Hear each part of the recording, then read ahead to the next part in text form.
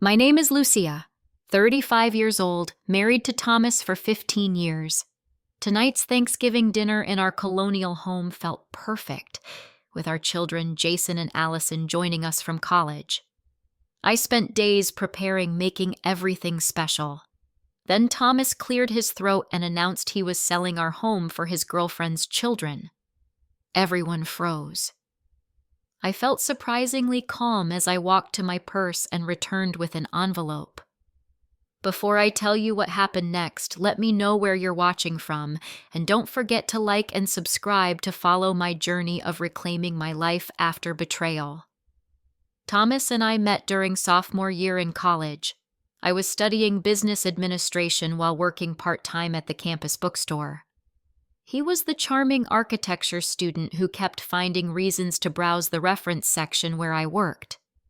After weeks of lingering glances and casual conversations, he finally asked me out for coffee. Our connection was immediate and intense. Thomas had this way of making me feel like I was the only person in the room. His passion for design and creating spaces that felt like home resonated with me. We shared dreams of building a life together, complete with a beautiful house and a family to fill it. After graduation, we married in a small ceremony with just close friends and family. We were young and broke, but so full of hope. Our first home was a tiny one-bedroom apartment above a noisy restaurant. The rent consumed most of our entry-level salaries, but we were determined to make it work. Every night we'd sit at our second-hand dining table sketching floor plans of our future home on paper napkins. Those early years were difficult but precious. We both worked long hours trying to establish our careers. Thomas joined a small architectural firm while I secured a position at a marketing agency. We pinched pennies and sacrificed vacations to save for our dream home. I remember eating ramen noodles for dinner multiple nights a week just to put a little more into our house fund. After 3 years of aggressive saving, we had enough for a down payment on a small starter home in the suburbs. It needed work, but Thomas saw the potential. Weekends became renovation projects. I learned to sand floors and paint walls alongside him. My hands were constantly rough from work, but I felt pride watching our vision come to life. When I found out I was pregnant with Jason, we had just finished renovating the kitchen. I told Thomas by wrapping up a small pair of baby shoes and placing them in the new kitchen cabinet. He cried when he found them, immediately starting to plan how we'd convert the spare room into a nursery. Those first years of parenthood tested us. Thomas was working harder than ever trying to move up at his firm while I juggled my marketing career with motherhood. My parents lived across the country, so we navigated the challenges largely on our own. When Allison arrived 2 years after Jason, our little house felt even smaller, but somehow fuller with love. 10 years into our marriage, my grandmother passed away and left me an inheritance. It wasn't a fortune, but combined with the equity in our starter home and our savings, it was enough to finally purchase the colonial-style house I had always dreamed about. The house needed work, but it had good bones and a beautiful yard. Thomas was thrilled to have a blank canvas for his architectural vision. We poured everything into making that house our forever home. I can still remember Thomas carrying 4-year-old Allison on his shoulders through the empty rooms, asking her which one she wanted. Jason at 6 was already claiming the largest bedroom with the window seat. It felt like the culmination of everything we'd worked for. Over the years, every room became filled with memories. The dining room where we now gathered for Thanksgiving had witnessed countless family dinners, homework sessions, and celebration meals. The backyard was where Thomas taught Jason to throw a baseball and where Allison had her Sweet 16 party. The kitchen island was where I helped both children with science projects, and where Thomas and I would share a glass of wine after they went to bed. Looking back, there were warning signs I chose to ignore. Thomas began staying later at the office about 3 years ago. He claimed his firm was competing for bigger projects requiring more of his time. I believed him because I wanted to. I was proud of his professional success and understood the demands of building a career. When he missed Jason's high school graduation ceremony due to a client emergency, I made excuses for him to our son and to myself. When he forgot our anniversary last year, I told myself he was just busy and stressed. I worked hard to be understanding, to be the supportive wife who didn't add pressure to his already demanding life. In the months before this Thanksgiving, Thomas and I had begun to feel like roommates more than spouses. Conversations became practical exchanges about household matters rather than meaningful discussions.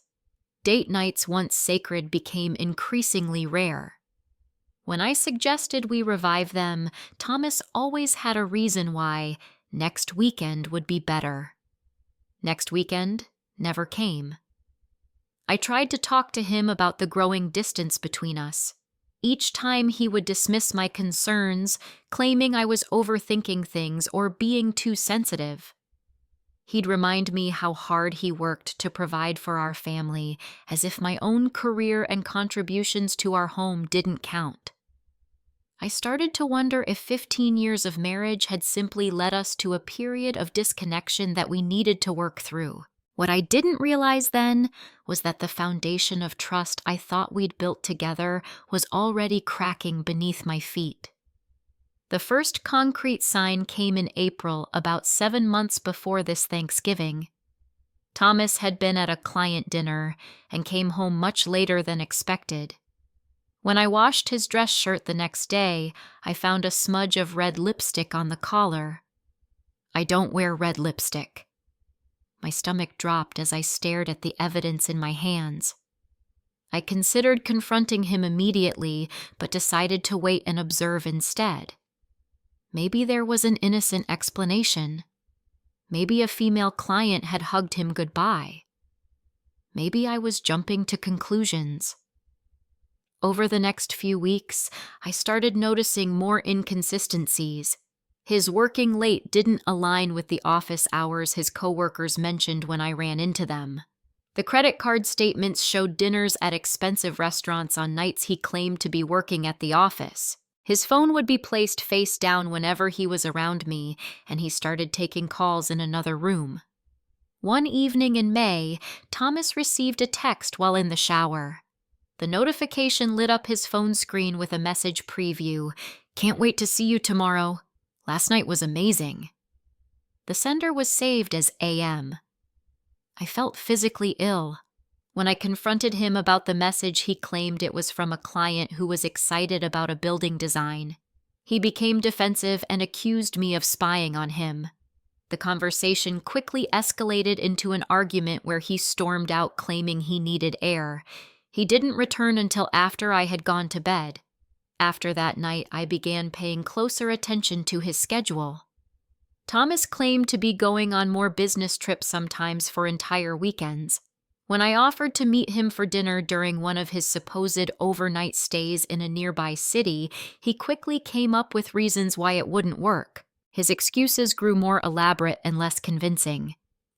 In June, I found a receipt in his jacket pocket from a jewelry store.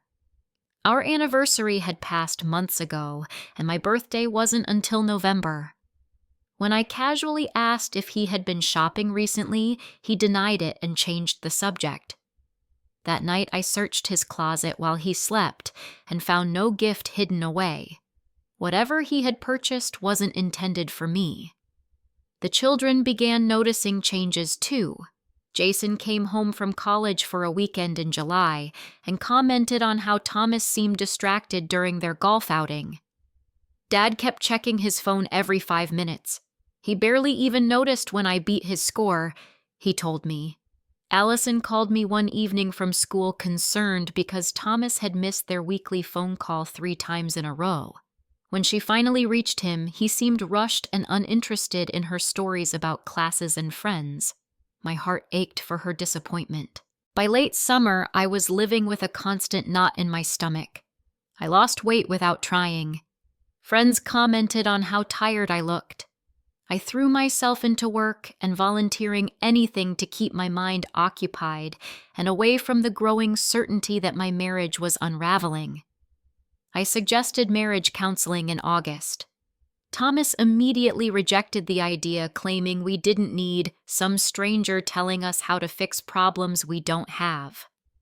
When I persisted pointing out the distance between us, he accused me of creating drama where none existed.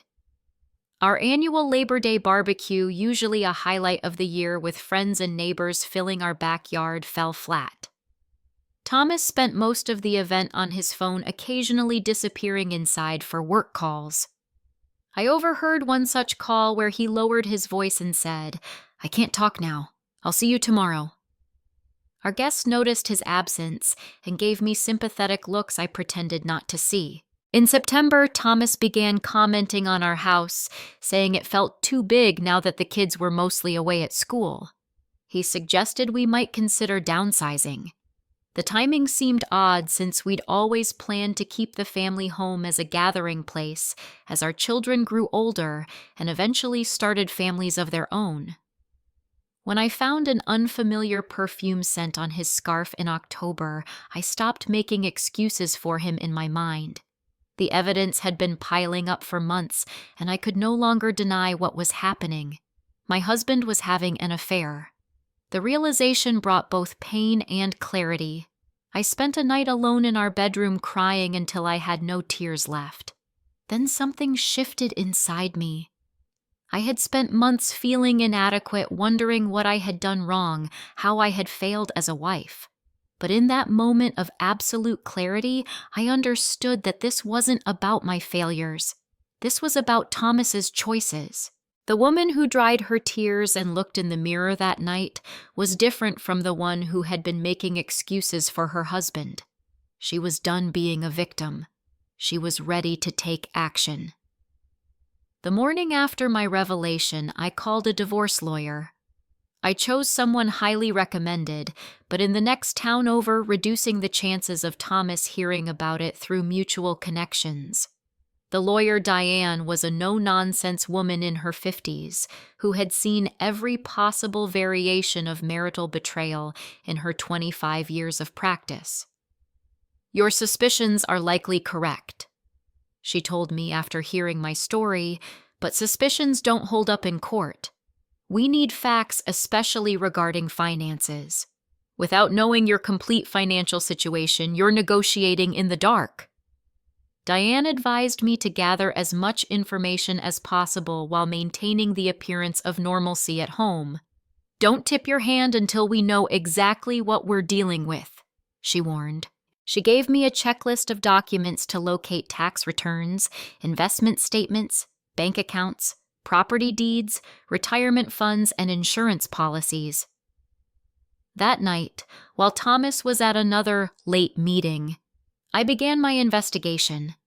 I started with the obvious places: our home office filing cabinet, Thomas's desk drawer, the folder we kept for tax documents. What I found was concerning but incomplete. There were statements for accounts I recognized and jointly owned, but I had a nagging feeling I wasn't seeing the full picture. The next day, I called our accountant under the guise of planning for the next tax season. During our conversation, I casually asked for copies of our returns from the previous 2 years for my records. When they arrived, I discovered income sources I hadn't been aware of, including consulting fees Thomas had apparently been earning on the side.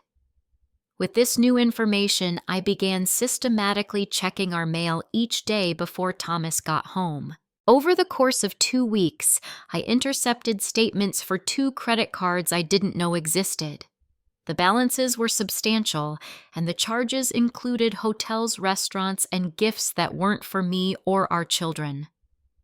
Following Diane's advice, I took photos of every document rather than removing originals, which might alert Thomas to my investigation. I created a secure email account to forward everything to my lawyer, who began building a comprehensive picture of our true financial situation. In early October, I discovered something that made my blood run cold. Thomas had been looking at real estate listings, not just casually browsing, but scheduling viewings of properties. The emails I found on our shared computer confirmed he had visited at least 3 homes with a realtor named Amanda Morgan, the same AM from the text messages. Further digging revealed that Amanda wasn't just a realtor. Based on social media posts Thomas had commented on from an account I didn't know he had, they appeared to be in a relationship. Photos showed them at restaurants and on weekend trips during times he had told me he was working. Amanda was younger than me with 3 children of her own from a previous marriage. When I brought this information to Diane, she advised me to check the deed to our current home. Many couples hold property jointly, but there are exceptions, she explained. Knowing exactly how your home is titled could be crucial. The next day, I visited the county records office. What I discovered was both shocking and in a strange way empowering. The house was solely in my name. When we had purchased it using my inheritance as the down payment, Thomas had been between jobs. The mortgage lender had required the loan to be in my name only due to his employment situation. We had discussed adding him to the deed later, but never got around to it. As I dug deeper into our financial history, I found something else disturbing. Thomas had taken a second mortgage on our previous home without my knowledge shortly before we sold it. The funds from that loan had disappeared, and I couldn't trace where they had gone. This explained why our proceeds from that sale had been less than expected, something Thomas had attributed to market conditions. Armed with this knowledge, I met with Diane again. "You're in a stronger position than many of my clients," she told me. "The house is legally yours, and we have evidence of financial impropriety on his part. But timing is everything. If he's planning to sell the house, he may try to force the issue legally. We need to be prepared." Together, we developed a strategy. Diane prepared divorce papers citing abandonment and financial misconduct. She also drafted documents clearly stating my sole ownership of the house and demanding full financial disclosure. We discussed various scenarios, including how to respond if Thomas made any sudden moves. I began moving important personal documents and irreplaceable family heirlooms to a safety deposit box at a new bank. I opened a separate checking account in my name only and began redirecting a portion of my paychecks there, building an emergency fund. The stress of carrying this secret investigation while maintaining a facade of normalcy took its toll. I lost more weight. Sleep became elusive. Each interaction with Thomas felt like navigating a minefield, trying to gather information without revealing what I knew. The children noticed my distraction during phone calls, but I attributed it to work stress. When Thomas mentioned hosting Thanksgiving, suggesting we keep up traditions, despite the growing tension between us, I agreed. It would be the first time both children had been home since summer. I suspected Thomas wanted to use the occasion to present a unified front to Jason and Allison before dropping bombshells later. I had a different plan. I prepared for Thanksgiving with meticulous care, both the meal and my strategy. I cooked all the traditional dishes, cleaned the house until it gleamed, and placed Diane's documents in a manila envelope in my purse. Whatever happened, I would be ready. The night before Thanksgiving, I barely slept. I kept thinking about the 15 years of marriage that had led to this moment, wondering how we had ended up here. Part of me still mourned the relationship I thought we had, the partnership I had believed in. Another part was coming to terms with the fact that much of it might have been an illusion. By morning, as I began preparing the turkey for the oven, I felt strangely calm. The anxiety that had been my constant companion for months had crystallized into resolution. I was no longer just reacting to Thomas's betrayal. I was taking control of my future. Thanksgiving Day dawned clear and cold. I woke at 6 to begin cooking, finding peace in the familiar rhythm of holiday preparations. By noon, the house was filled with the comforting aromas of roasting turkey, freshly baked bread, and pumpkin pie. Thomas had been unusually helpful that morning, setting the table and even arranging a centerpiece of fall flowers and candles. He seemed nervous, checking his phone frequently and disappearing for brief work calls that left him looking tense. Jason arrived first, bringing a bottle of wine and stories from his senior year. Now 21, he had grown into a thoughtful young man with Thomas's height and my practical nature. He immediately rolled up his sleeves to help in the kitchen, asking about marinades and sampling the stuffing just as he had as a child. "You seem different, Mom," he said quietly while Thomas was out of the room. "Everything okay with you and Dad?" "Let's talk after dinner," I replied, giving his hand a squeeze. "Today is about being together."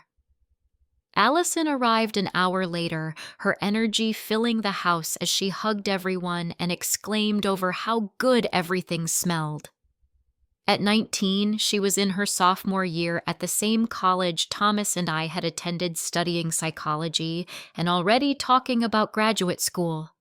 She had brought her laundry home, a tradition that made me smile despite everything. By 4 o'clock, we were seated around the dining table Thomas and I had refinished together years ago. The turkey was golden brown, the sides arranged in our best serving dishes. I had used my grandmother's china and crystal glasses, wanting everything to be perfect, knowing it might be the last holiday we would spend in this house as a family.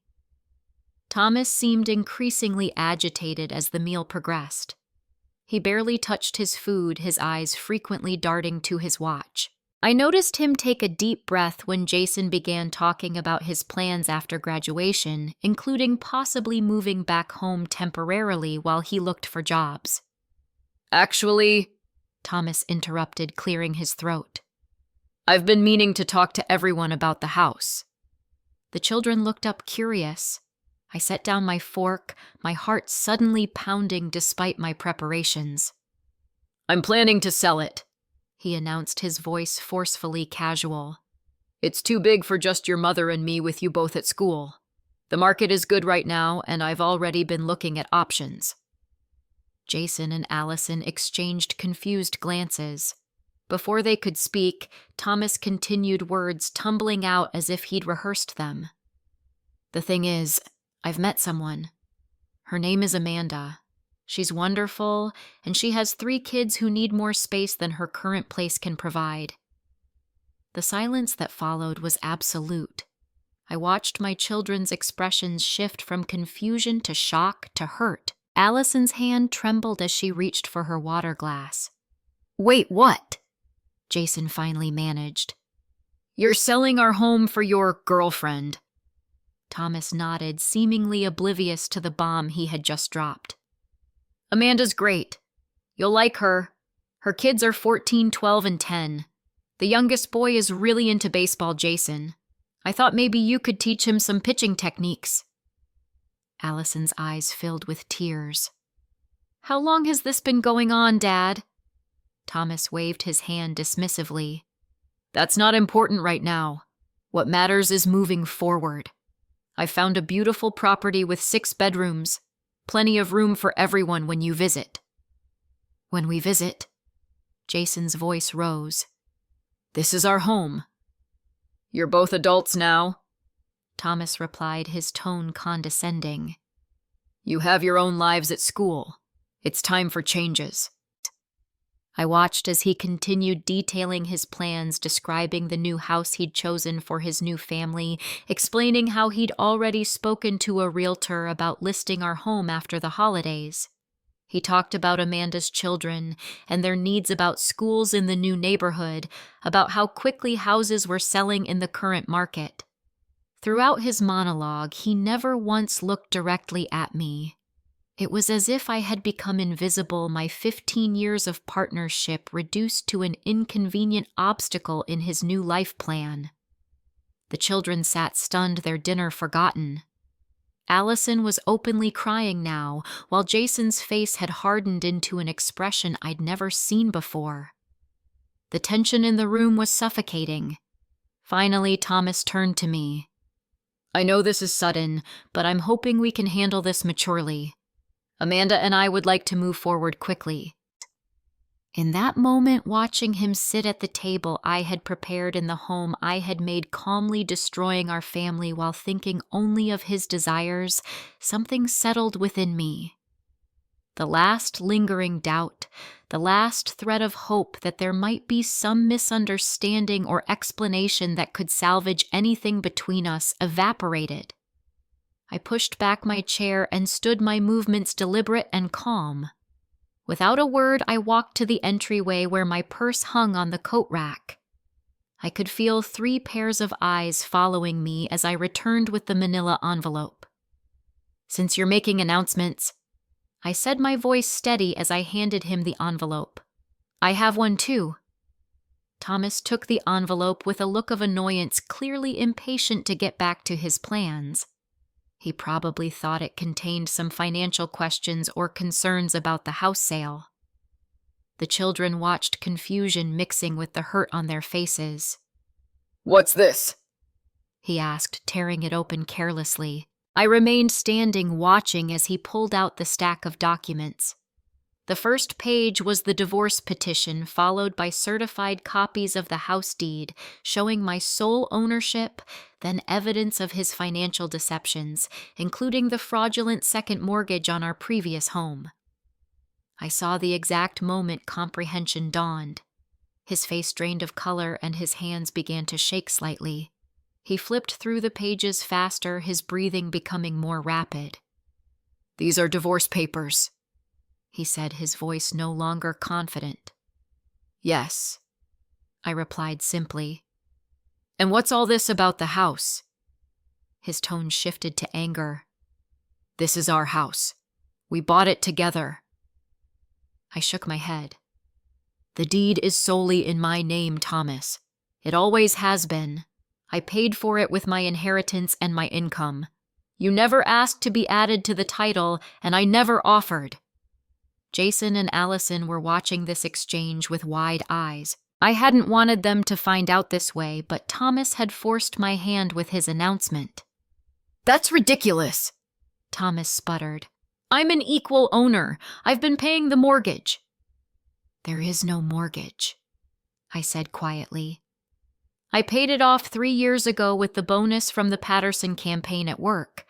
You were too busy to attend the small celebration I planned." His face contorted with rage as he shuffled to the financial documents. "What's this about a second mortgage on the old house? That's a lie." I slid another document across the table. "This is the paperwork you forged my signature on. The notary has already signed an affidavit confirming I was never present. The money disappeared into an account I never knew existed." Thomas stood abruptly, his chair scraping loudly against the floor. "You've been spying on me, investigating me like a criminal." "No, Thomas. I've been protecting myself and our children from your deception." My voice remained calm, though inside I was trembling. "The house is mine, legally and morally. You have 48 hours to remove your personal belongings." "You can't do this to me," he shouted, his face turning red. "I'm calling my lawyer right now." "Please do," I replied. "Diane has already spoken with the district attorney about the mortgage fraud. They're quite interested in the case." At the mention of potential criminal charges, Thomas's anger seemed to deflate, slightly replaced by calculation. He turned to the children, his expression suddenly pleading. "Jason, Allison, you can see what's happening here. Your mother has clearly been planning this ambush for months. She's trying to turn you against me." Jason stood slowly. At 6'2", he towered over his father now. "The only person turning us against you is you, Dad. You just told us you're leaving Mom for another woman and selling our home for her kids. And apparently you've been lying about money too." Allison wiped her tears and joined her brother. "How could you do this, Dad to Mom to us?" Thomas looked between his children, seemingly shocked by their reaction. He had clearly expected them to remain neutral or perhaps even take his side. When he realized that wasn't happening, his expression hardened again. "You're all being ridiculous," he snapped, gathering the papers and shoving them back into the envelope. "This isn't over, Lucia. Not by a long shot. I've contributed to this family for 15 years. I have rights." I nodded calmly. "You certainly do. You have the right to visit your children when they want to see you. You have the right to the personal belongings you purchased with legitimate funds, and you have the right to consult with your lawyer about any claims you think you might have. But you don't have the right to this house, and you don't have the right to destroy this family without consequences." Thomas grabbed his phone and car keys from the side table. He looked around the dining room at the holiday meal growing cold at the children standing together by their mother at the home he had just announced he was selling without any legal right to do so. For a brief moment, I thought I saw realization in his eyes, perhaps even regret. But it quickly disappeared, replaced by cold anger. "You'll regret this," he said, pointing at me. "Amanda and I will fight you. This isn't what I wanted, but you forced my hand." "No, Thomas," I replied softly. "This is exactly what you wanted. You just expected to dictate all the terms as you always have. But not this time." With a final glare, he stormed out of the dining room. Seconds later, the front door slammed so hard that the family photos on the wall rattled. Through the dining room window, I watched his car speed down the driveway, gravel spraying behind the tires. The three of us stood in silence, the beautiful Thanksgiving table now a battlefield of abandoned plates and scattered paperwork. The candles Thomas had arranged still flickered in the centerpiece, casting moving shadows across the walls. Allison broke the silence first, her voice small. "Mom, what just happened?" I took a deep breath, feeling the adrenaline that had sustained me beginning to ebb. "Let's sit down. There's a lot I need to tell you both." For the next hour, I explained everything: the mounting evidence of Thomas's affair, my discoveries about the financial deceptions, the legal preparations I had made. I apologized for keeping them in the dark, explaining that I had wanted to protect them and gather all the facts before taking action. "I never expected him to announce his plans today," I admitted. "I thought he would wait until after the holidays. I'm sorry you had to find out this way." Jason reached across the table and took my hand. "Don't apologize, Mom. You've done nothing wrong." "Are you going to be okay?" Allison asked, her face etched with concern. "Financially, I mean. If you need help, I can take a semester off." I shook my head firmly. "Absolutely not. Your education comes first. I'll be fine. The house is paid for, I have my job, and there are savings he couldn't access. You two just focus on school." As the reality of the situation settled over us, Jason stood and began clearing the table. Allison joined him, and soon we were working together in the kitchen, wrapping leftovers and loading the dishwasher, in a silence punctuated by occasional questions or reassurances. That night, after the children had gone to bed in their old rooms, I sat alone in the living room, mentally preparing for what was to come. Thomas's parting words echoed in my mind. "You'll regret this." But as I looked around at the home that was truly mine, I knew the only thing I would have regretted was continuing to accept his betrayal and deception. My phone buzzed repeatedly with texts and calls from Thomas, which I ignored. Later, it began ringing with calls from his parents and sister, no doubt hearing his version of events. I silenced it without answering. Tomorrow would be time enough for those conversations. For now, in the quiet aftermath of the storm, I allowed myself to feel the full weight of what had happened and what was still to come. There would be legal battles, emotional confrontations, difficult adjustments. But for the first time in months, despite everything, I felt strangely at peace. The truth was finally out, and with it came the first fragile sense of freedom. Thomas returned the following day while Jason and Allison were out having coffee together, processing everything that had happened. I heard his key in the lock and met him in the foyer, determined to maintain the boundaries I had established. "I'm here for my things," he said stiffly. I nodded. "I've boxed up your clothes and personal items. Jason helped me move them to the garage. Your files from the office desk are there too." His eyebrows raised in surprise, perhaps at my efficiency or at the mention of our son helping. "I'll need more than just clothes.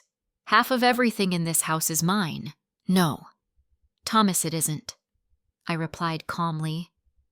"I've consulted with my lawyer about this. Items purchased with joint funds during our marriage will be addressed in the divorce settlement. Everything else stays, including family heirlooms and gifts given specifically to me or the children." His face reddened. "This is ridiculous. I built shelves in this house. I designed the landscaping. I put in the new kitchen countertops. Yes, you contributed to a home that is legally mine," I acknowledged. "That will be factored into any settlement, but you're not taking furniture or appliances today." For a moment, I thought he might explode with rage. Instead, he pulled out his phone. "I'm calling the police. You can't keep me from my property." "Go ahead," I said, holding my ground.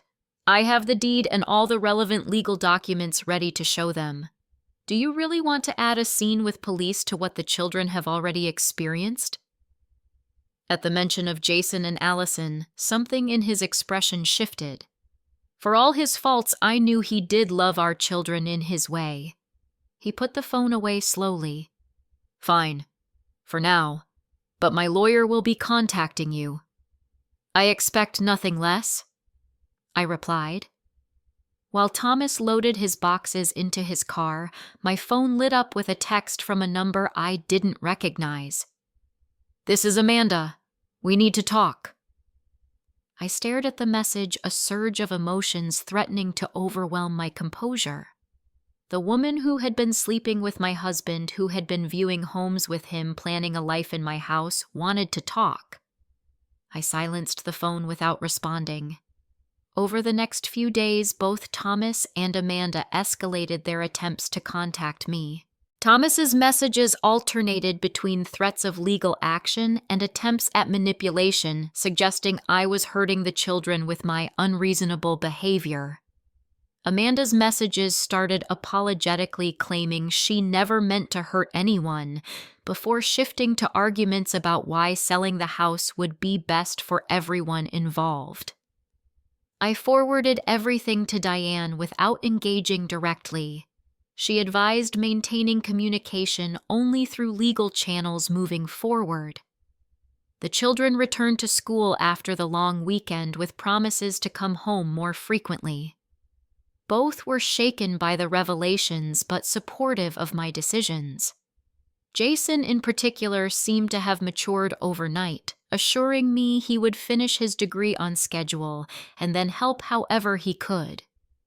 "Don't put your life on hold for this situation," I told him during our goodbye hug. "This is between your father and me." "It affects all of us, Mom," he replied. "But I know you've got this." As December arrived, Thomas's lawyer sent a formal letter contesting my exclusive ownership of the house and demanding a full accounting of all marital assets. Diane responded with documentation of the mortgage fraud and financial concealment, along with a counter-demand for full disclosure of all accounts Thomas had hidden during our marriage. "He's testing the waters," Diane explained during our meeting. "He knows he's on shaky ground legally, but he's hoping you'll settle quickly to avoid publicity or prolonged conflict." I shook my head. "I'm not afraid of either anymore." 2 weeks later, Thomas's mother showed up unannounced at my door. Margaret had always been kind to me, though she tended to make excuses for her son's behavior in all circumstances. She looked tired and uncomfortable standing on the porch where she had once been a welcome regular visitor. "May I come in, Lucia?" she asked hesitantly. "I think we should talk." Against my better judgment, I invited her inside. We sat in the living room, the Christmas tree I had decorated with the children during their weekend visit twinkling in the corner. "Thomas says you've turned the children against him," she began. "He's very hurt that they've barely spoken to him since Thanksgiving." I took a deep breath. "Margaret, I've never said a negative word about Thomas to Jason or Allison. They're adults who witnessed their father announce he was leaving their mother for another woman and planning to sell their childhood home out from under them. Their feelings are their own." She fidgeted with her purse strap. "But this house situation, surely you can see that after 15 years of marriage, Thomas has some claim to it. Did he tell you he forged my signature to take out a second mortgage on our previous home?" I asked quietly. "Or that he's been hiding money in accounts I never knew existed, or that he's been having an affair with a woman who has 3 children he expects me to make homeless for?" Margaret's face paled. "He said you were making up stories to turn everyone against him." "I have documentation of everything, Margaret. Bank statements, forged signatures, credit card bills for hotels and gifts I never received. Would you like to see them?" She stood quickly. "That won't be necessary. I just want what's best for my son." "So do I replied. "What's best for him is to take responsibility for his actions and move forward honestly. I hope you'll encourage him to do that." After she left, I received a text from Thomas. "Stop poisoning my family against me." I didn't respond. As the holidays approached, Amanda tried a new tactic. She appeared at my office one afternoon waiting by my car in the parking garage. I almost didn't recognize her in person, though I had seen photos from my investigation. "Lucia, please," she called as I turned to walk back to the building. "Just 5 minutes." Against my better judgment, I stopped. What could we possibly have to say to each other? She looked younger up close, perhaps early 30s, with carefully styled hair and designer clothes that must have been purchased on those credit cards I had discovered. "I want you to know that Thomas told me he was separated when we met. I had no idea he was still living with you." The revelation didn't surprise me as much as it might have once. "And when did you discover the truth?" She had the grace to look embarrassed. "About 3 months ago, but by then you were already planning to move your children into my home." I finished for her. "Did you know the house isn't even his to sell?" Confusion crossed her face. "He said there might be some complications with the title, but that his name should have been on it. He said it was just an oversight." I almost felt sorry for her. Almost. There's a lot Thomas hasn't been honest about, apparently, with either of us. I suggest you verify anything he tells you independently moving forward. Before she could respond, I walked back toward the building. "Please don't contact me again. Any communication should go through our lawyers." That evening, I received a flurry of angry texts from Thomas, making it clear Amanda had told him about our encounter. I continued my policy of forwarding everything to Diane without engaging.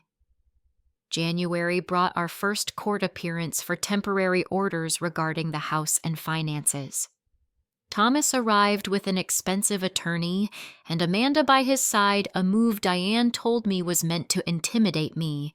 Instead, it only strengthened my resolve. The judge was unimpressed by Thomas's claims, particularly after reviewing the evidence of financial misconduct. The temporary orders maintained my exclusive right to the house and required Thomas to provide a full accounting of all accounts and assets within 30 days. Outside the courthouse, Thomas approached me while Diane was speaking with the clerk about another matter. "This isn't over," he said, his voice low. I can make this drag on for years if I have to. Is that what you want? To waste all our money on lawyers?" I looked at him directly, seeing not the man I had loved for 15 years, but a stranger whose selfishness had destroyed our family. "What I want is irrelevant to you, Thomas. It always has been. The difference is that now I know it, and I'm no longer expecting anything different." His face hardened, but before he could respond, Jason and Allison appeared, having attended the hearing to support me, despite my insistence that they focus on school. Thomas's expression changed immediately, softening into a smile that didn't reach his eyes. "There are my kids," he said, opening his arms for hugs that neither child stepped forward to give. "We're not here to see you, Dad," Jason said coldly. "We came to support Mom." Allison nodded. "If you want to rebuild a relationship with us, it starts with being honest and taking responsibility. We're adults now. We can see what's happening." Thomas looked between them, genuine hurt finally breaking through his facade. "I'm still your father. That hasn't changed." "You're right," Allison replied softly. "But our trust in you has." As they walked me to my car, both children seemed taller somehow, their shoulders straighter despite the weight of the situation.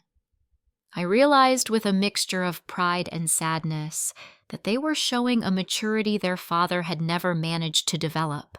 The weeks that followed brought more legal maneuvers, more attempts by Thomas to claim rights to the house or delay proceedings.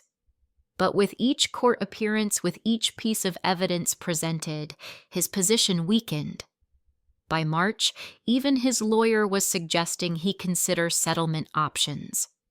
The final blow came when Amanda herself filed an affidavit with the court, stating that Thomas had misrepresented his marital and financial status to her throughout their relationship. They had apparently had their own falling out when she discovered additional deceptions he had perpetrated against her. Faced with mounting legal costs and diminishing support, Thomas finally agreed to a settlement that acknowledged my sole ownership of the house and divided the legitimate marital assets fairly. The divorce was finalized in April, almost exactly a year after I had found that first lipstick stain on his collar. I didn't feel the elation I had expected when Diane called with the news. Instead, there was a quiet sense of closure, of a chapter ending and a new one beginning. The pain hadn't disappeared entirely, but it had transformed into something more manageable, something that no longer defined my days. Thomas moved to another state shortly after the divorce was finalized. According to Jason, who maintained minimal contact with his father, he had taken a job with a new firm and was starting fresh. I wished him well silently, not out of forgiveness necessarily, but from a place of indifference that felt healthier than anger. As spring turned to summer, I began making small changes to the house. I repainted the master bedroom, chose new furniture for the living room, and planted different flowers in the garden.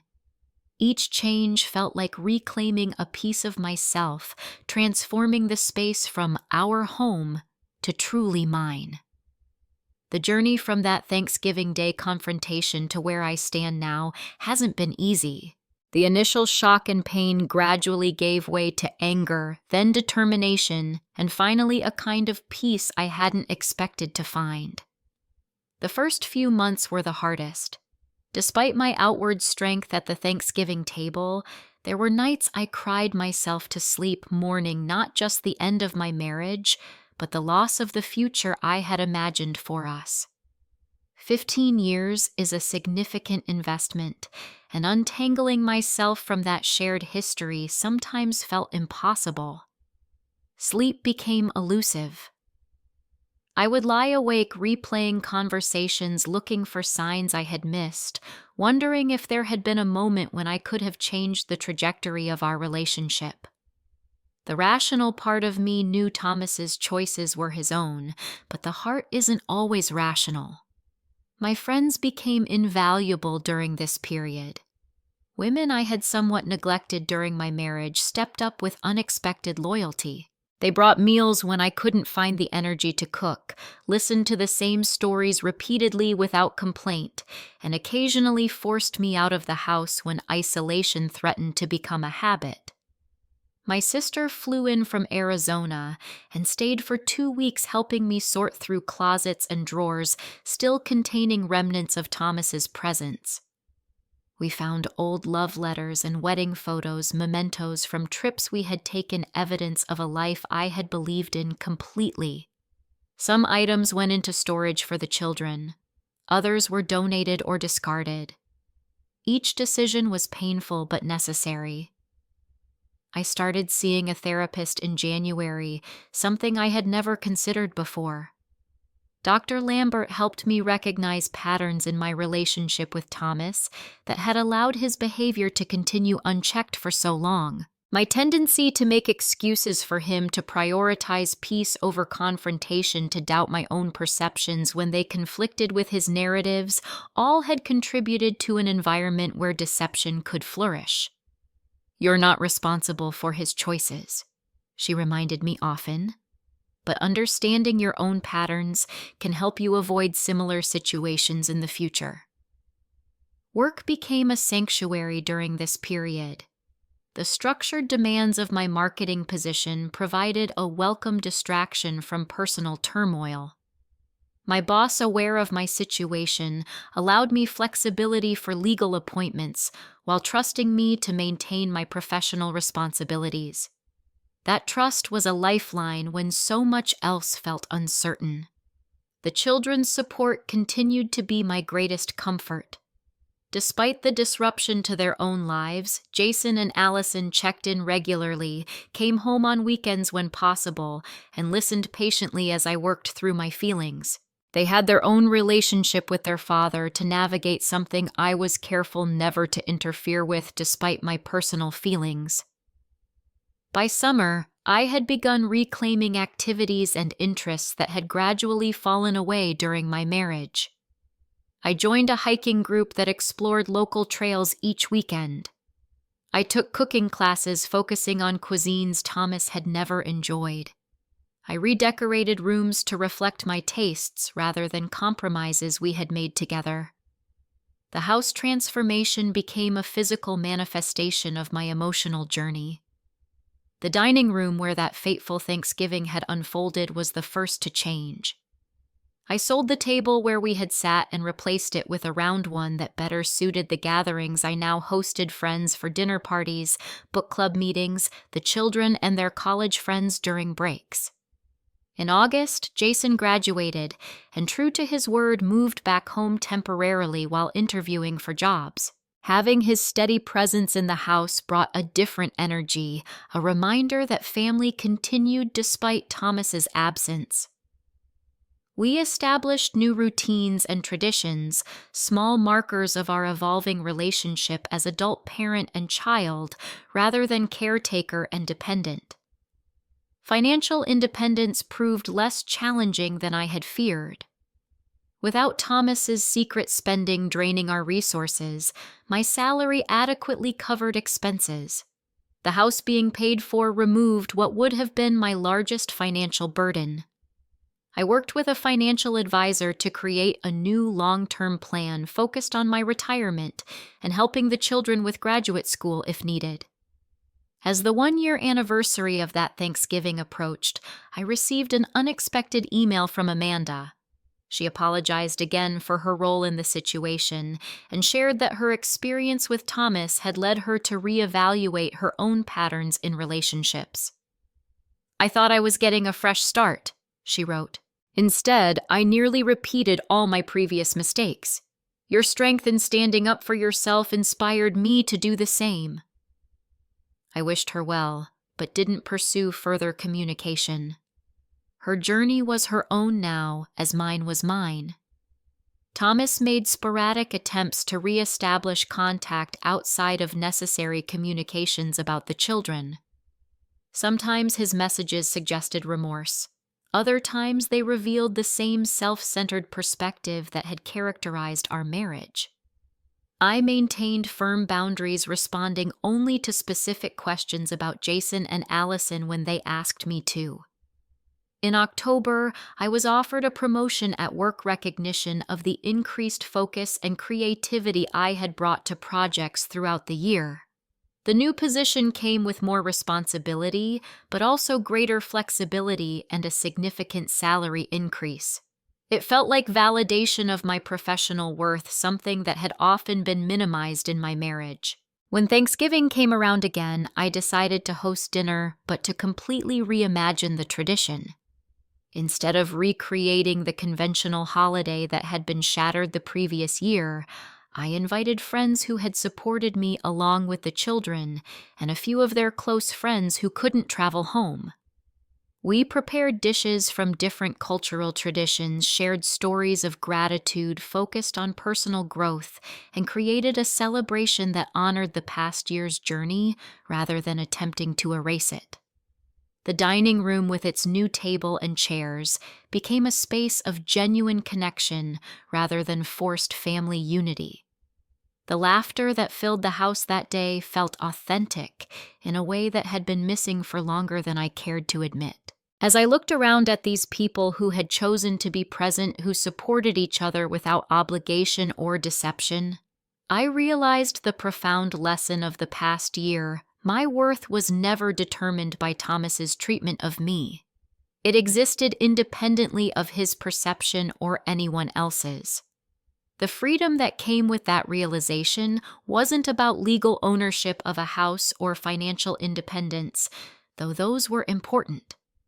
It was about reclaiming my sense of self, about recognizing my own strength and resilience, about building a life defined by authentic connections rather than appearances. I still have moments of sadness for what was lost, for the years invested in a relationship built partly on illusions, but those moments no longer overwhelm me. They're balanced by appreciation for what I've gained: deeper relationships with my children, true friendships, self-knowledge, and the quiet confidence that comes from weathering a storm and finding yourself still standing. The envelope I handed Thomas that Thanksgiving Day contained legal documents, but what it really delivered was the opportunity to rediscover myself beyond the roles of wife and mother. The house he tried to sell out from under me became the foundation for a new beginning, one built on honesty, self-respect, and the understanding that sometimes losing someone who doesn't value you is the first step to finding yourself. Have you ever had to completely rebuild your life after betrayal? I'd love to hear your stories in the comments below. Sometimes sharing our experiences helps others know they're not alone in their struggles. Don't forget to like and subscribe if my journey resonated with you, and share this video with someone who might need to hear that there's strength on the other side of heartbreak.